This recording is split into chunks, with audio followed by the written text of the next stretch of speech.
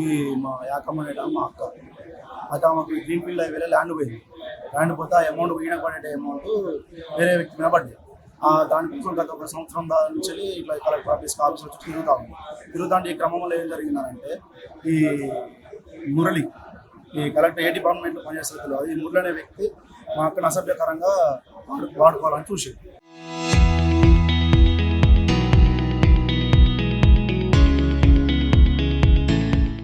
చూస్తే అక్కడ 2-3 సార్లు జరిగినాక కూడా మాకు చెప్పలేదు.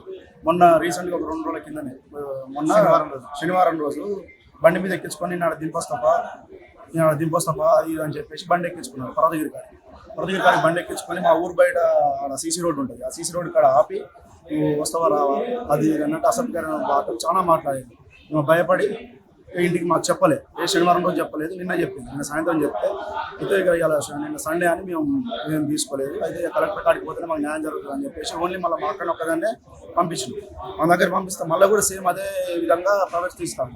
దాన్ని చూసి ఆగలేక మా అక్కని ఆయన మీద చేసుకోవడం జరిగింది.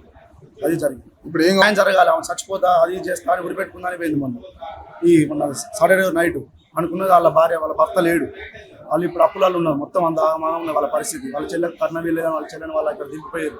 అంత ఆగమానం ఉన్నది. దాన్ని బట్టి మీరు ఏదైనా కలెక్టర్ గారు ఏ విధంగా న్యాయం చేస్తారో దాన్ని బట్టి మాకు న్యాయం కావాలి. ఇట్లా ఎంతమంది న్యాయం చేస్తాను కాదు దానికోసమని మేము కలెక్టర్ గారి కోసం వారికి వాళ్ళ దగ్గరికి వచ్చినాం.